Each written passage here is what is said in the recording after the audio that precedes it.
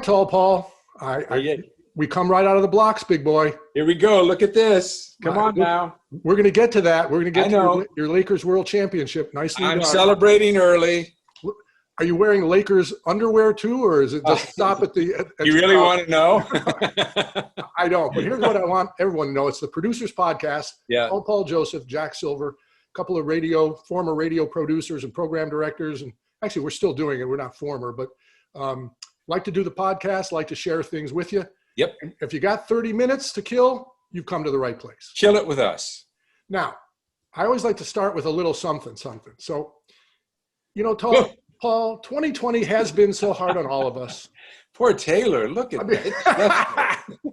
Those are stressful times when it takes a beating on you 1 year like that. I remember her last year. She's sensational looking, and I love her music. I love her. Yeah, but the 2020s has been rough on Taylor. Well, by the way, I love these memes or whatever they're called. It's very clever. Yeah. And they do make me laugh. So it's a good way to start the show with. Great one. I do like her glasses there, though. Her glasses look cool. She looks good and has a weird resemblance to Dog the Bounty Hunter, but I don't think I'm right. Just kind of strange. I love that. Well, we've got a big rundown today, a lot to get to, Paul, but we have to start with life as you know it.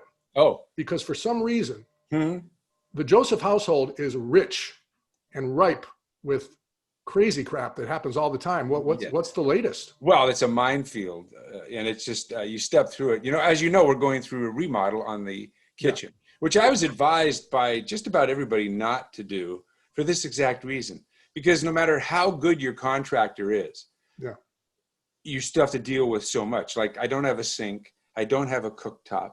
I don't have running water through, unless I go. So I've turned my service porch into like the little makeshift kitchen. Yeah, I was going to ask, like, what do you do? I mean, basically, you set up shop outside the house? Yeah. So, the service porch is in the house, but it's in the back. And then you go out, and I've got my barbecue with it has the one burner. Yeah. So that burner is for all of us. That's how we cook it's like camping out, really. This is camping out. You guys have gone back to the 1800s. No, we have, easily. So, every night I start to think, oh God, I feel hungry. I'd love to get something. And then all of a sudden, oh, we can't make that. It just takes too many pots. You can only do one pot. I'm telling you, it is the 1800s, stirring a pot. Aside from the portalette, which sits outside, which is now being used by the gardeners and everybody else, aside from who it's supposed to be used for.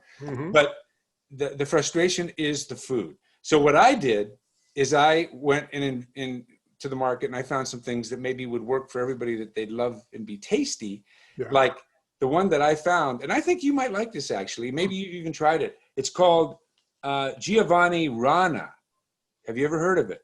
And sounds like sea rations. Well, no, these are, if you take a look at it, these are actual. Now this one's empty because I ate it. Yeah. But this has delicious noodles in it. Yeah. Stuffed with, in this case, butternut squash. And they were good. You put a little sauce on them, very tasty. But what really attracted me to this, Jack, and I want you to take a close look, is that they're using Larry David. Oh, he's making food now? Look at him. The son of a gun isn't rich enough. He's now got to make pasta. Well, it's actually not Larry David, but it's so close that, look at that guy. You feel comfortable. That's a great shot. Yeah. And it made me think, if it's good enough for Larry David, it's good enough for you. Yeah. Well, I have a question for you. So that you make is that the microwave? It takes the No, what you do is, these are frozen. You keep them frozen. You dump them into boiling water on my one pot that I have. And in 4 minutes, they float like this beautiful floating pillow, and they're all on top of the water. That means they're done. Now you drain them, throw a little sauce on them. Yeah. Delicious. Paul, who needs a stove? Who needs a kitchen remodel? You've got your little portable thing outside, and I got Larry David. That's all you need, big boy. Yeah, I got that. Yeah. Well, it's funny you mentioned food there, which made me hungry, because pasta with butternut squash inside is awesome. Awesome. I have a little something related to that too. We had a new faucet put into the kitchen. Long story longer, the sprayer, the little thing that sprays the dishes, not the faucet, but there's usually the thing that pulls out. thing that pulls out. Yeah. Well, it was cracked in the middle, so the water was shooting every which way. So it was burning. So, after about 6 months of that crap, Yeah. I said, let's break down, get a new faucet, Yeah. and have it installed. So we reached out to a friend, the boyfriend of my wife's hairdresser, and he comes Always in. dangerous, but go ahead. No, he's good. He's a plumber by trade. Oh yeah, so am I. Well, it took the guy literally 20 minutes to do it. Yeah. But while that was happening, my wife, she cannot have hired help come to the house that doesn't get rewarded with a sit-down dinner. What? Yeah.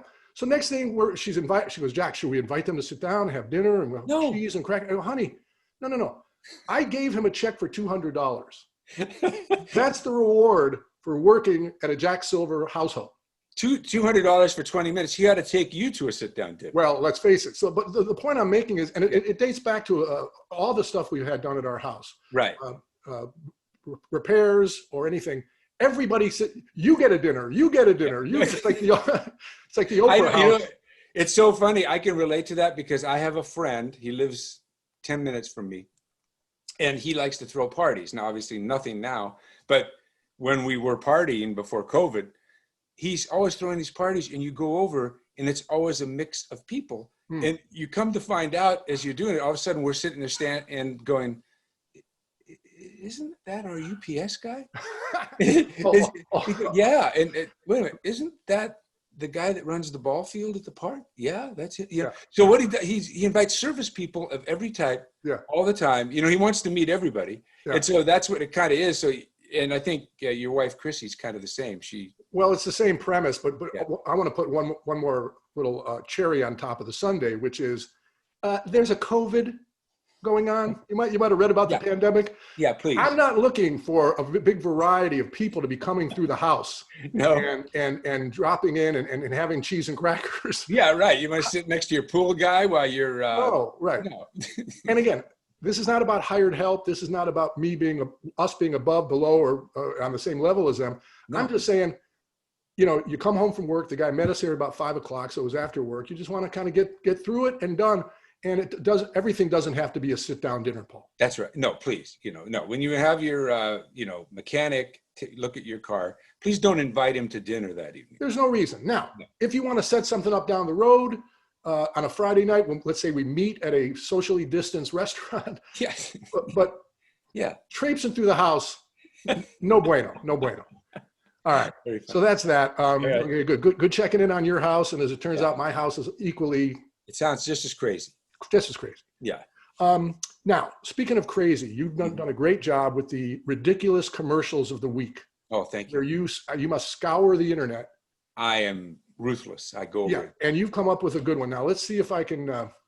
This one you're about to see, in my opinion. Set it up for me.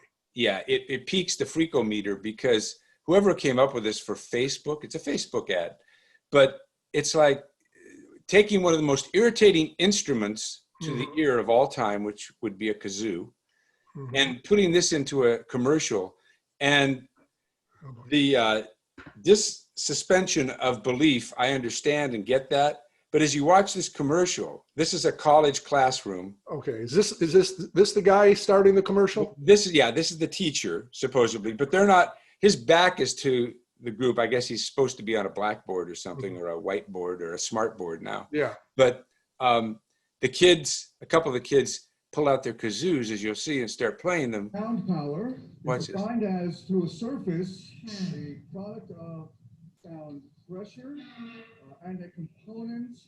Okay, she's got one too. Yeah. Now, they're doing this in the class. Now, supposedly the teacher doesn't hear this. I want to stop it for just a second. Yeah. Are you saying that you're annoyed by the commercial itself or the kazoo playing? Oh, no. Well, the commercial is very irritating, but the kazoo playing peaks the freakometer for me. I hate it. All right, let's keep going. I hate it. And then this next thing is even more ridiculous. They go down the stairs, out of class now, and this technician has one. He pulls it out of his utility belt. He's a telephone technician, and now he's got it, and now he's following along. They're starting this whole march. Yeah, here we go. Oh. Look, The bus driver gets out of the bus. She's Sure. got one. Okay, now they're all going into a house that so many people in the house, supposedly it falls apart. Yeah, the house is exploding from kazoo sounds. Yeah, from the terrible kazoo, actually. Yeah, it's ripping the house apart. Look at this. Who could take that sound of kazoos like that? I mean, look at that. Now they get onto a stage somehow. Yeah, and then this artist, this is a popular artist. Yeah, he's got a kazoo, or she's got a kazoo too, right? All right. Okay, I can't. I can't. No, I see. You can barely get through it once. If that's not Big Frida, the most ridiculous thing of all time, Wow. See, I don't know what is. And here's what I was intrigues me. Paul, you're a Facebook executive. Yes. You've come to our advertising agency, Right. and we put together a great plan for you. Well, Right. really, what is it? We're going to get a bunch of kazoo players. Yeah. To Get out. Get out. Please. No, I There's have the more. door. I have more. I have more. No, please get out. No. Take your kazoo idea and go out somewhere else. Somebody else likes it. Don't throw the baby out with the bathwater, Paul. Yeah. Kazoo playing can really drive traffic to Facebook groups. No? And I'll go a step further. I'll take a poll. Yeah. Let's go out today. You ask 100 people from socially distanced 6 feet if they got a kazoo on them. If one person says yes, I'll give you $100. Yeah. There will be nobody. Ask 1,000 people. There won't be one telephone technician, not one college student that's carrying around a kazoo. Yeah. Nobody. And I think one more piece to this puzzle Yeah. is, as we've talked about, if you're trying to sell, I'm not sure even what they're selling. It's Facebook groups, I guess, but oftentimes the commercial can be so distracting. You think they're selling kazoos, or there's a kazoo playing? I think they're just branding the group experience of Facebook, but Yeah. I think it's so distracting Yeah. that that's the message that's kind of being sent by, like, you're reacting to it with, like, what are they talking about? Well, it's nails on the blackboard. And I know you're supposed right. to. One more thing, Mr. Executive from Facebook, I have one more point. About Yeah, sure. I thought I locked the door on you. Go ahead. No, with your kazoo idea. Yeah, what else you got? The kazoos really cut through. They cut through. All right. Yeah. You know what it does to a man's hearing? Well, a woman's hearing is more sensitive. Do you have any idea what that does? It's a tune out. Okay, well, out of my office. Okay, I'm gonna Security, take get this joker with the kazoo out of my building. let me take it down the street and see if Google likes it, because we Yeah, I'm sure you're going to get the same response you got from me. Oh, Lord. All right. Well, that's the ridiculous commercial of the week, and that's a dandy. But, it is.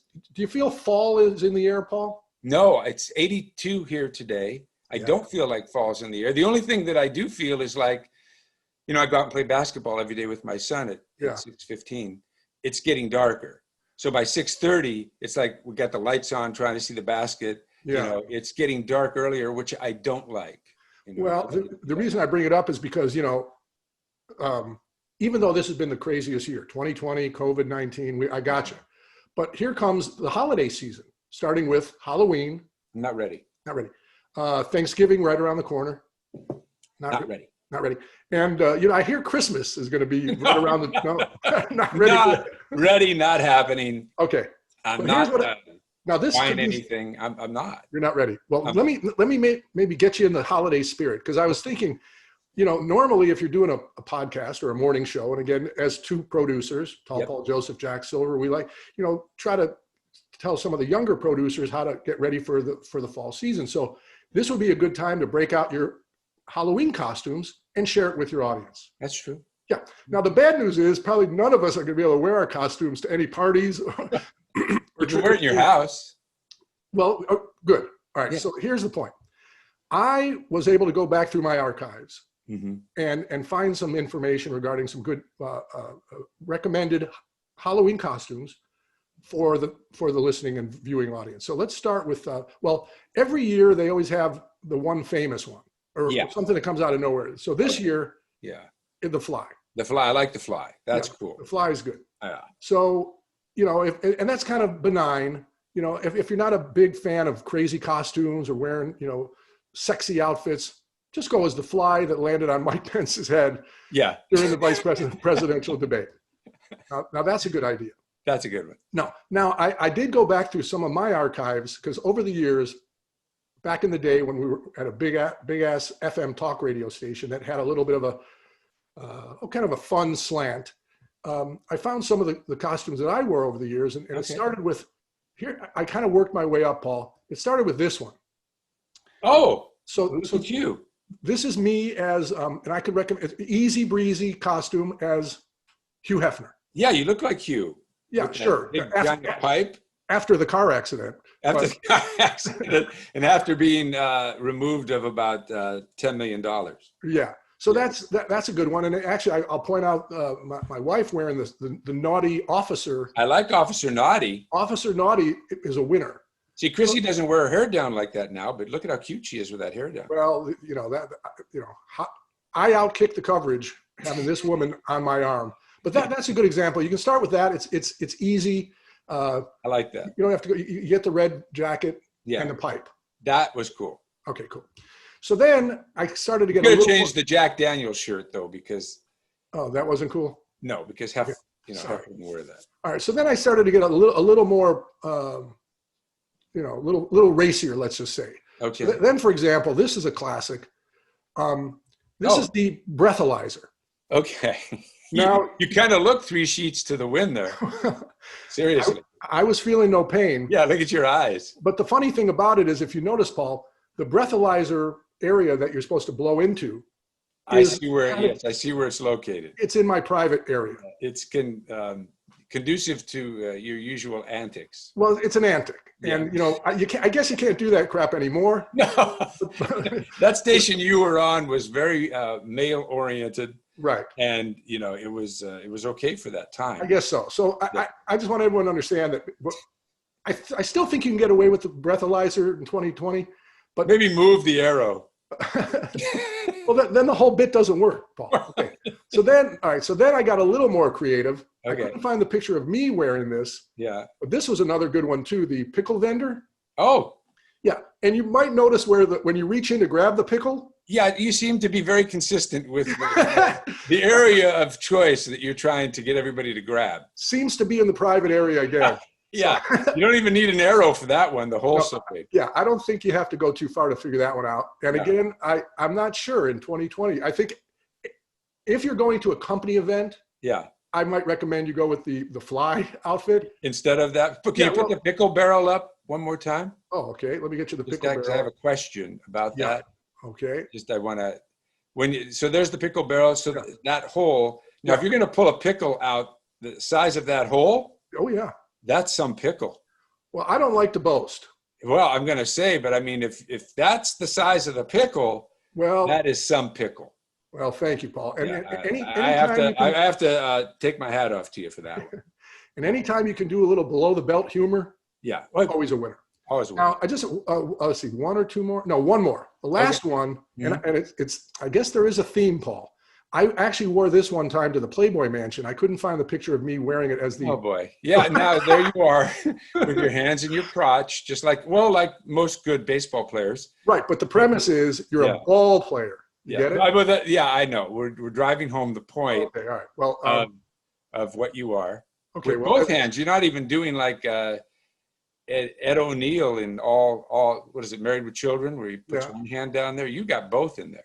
Well, that was the costume. And I got some rave reviews for it. I actually got a few slams. It seems like the theme got a little tired after a while. Yeah. Were you in management there? Yeah, I was running the place. How I didn't end up in HR and get booted. I don't know. I guess there were no black widows there when you were there. No. Well, luckily, and again, it was a different time. Yeah. And actually, most of the parties were at the Playboy Mansion, so it was kind of all bets were off. Oh, yeah. But I look. I'll end it with this. Whatever costume you pick, it has to be kind of ready for the party you're going to. But let's face it, Paul. A lot of women, and I didn't have any of the sexy women other than Chrissy's outfit, the Officer Naughty, but it does let women give a chance to get a little racy and a little sexy in their outfit too. I always had, we had it at our station too every year, and there were outfits that would bring tears to your eyes. That some of the ladies would wear.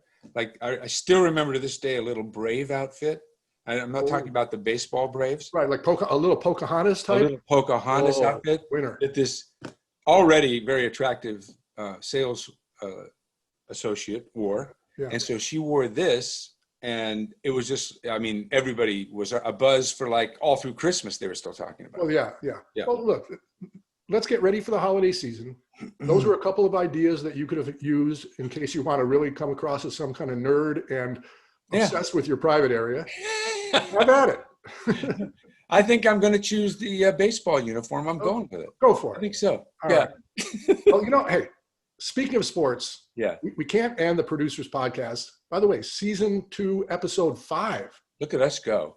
Look at us grow. There's no Not way go, to but grow. There's no way to end it. Yeah. Other than with a little bit of sports. And I think your shirt and your hat are both very important to talk about because the Lakers finished the season in the bubble. Yeah, baby. They did an amazing job down there in Orlando with the They NBA did. and won their, I believe, 17th 17th championship. A lot of some of the earlier ones were done when they were the Minneapolis Lakers, but right. forward fast to, all the the Showtime Lakers, the Shaq and Kobe Lakers. Yep. The Kobe and Pau Gasol Lakers, and now LeBron James and the Brow, the Unibrow. And Davis. Anthony Davis. But I think this one is so meaningful because this one was for Kobe. Everybody felt that way. Yeah. You know that every time they went in, they called a timeout, and the coach would talk. They'd break on Mamba. So they all put their hands in and go, Mamba.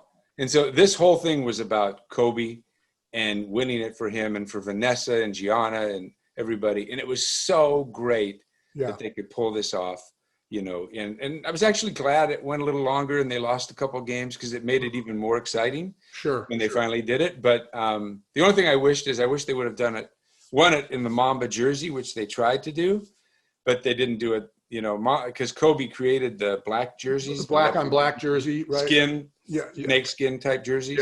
Yeah. And they were undefeated until the last game, and then they lost. Then they won the next game. So, well, congratulations! Cool. Again, it's an amazing accomplishment. Again, specifically in a COVID world. Yeah, they were able to get the season done. Oh my gosh! Get everyone down to Orlando and survive the bubble. Now, here's what kind of sucks about the Lakers championship. Okay. And I apologize if no, I don't apologize.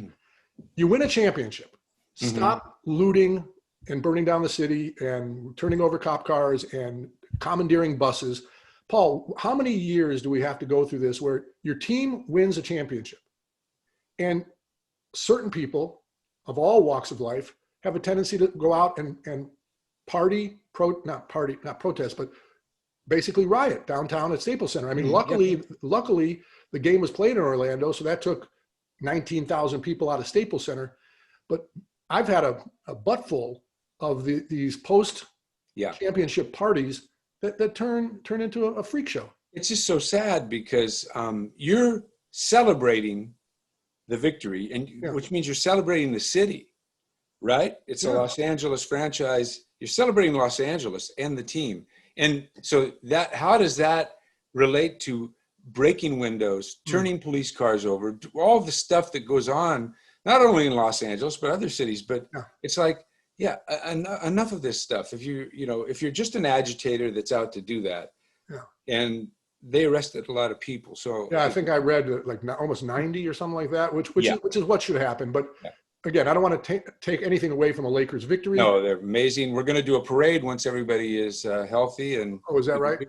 But I would like to say, and I'd like to congratulate the NBA because out of all the sports franchises so far, they did the best job. They kept everybody in the bubble. They kept everybody safe with a couple exceptions, but really good job.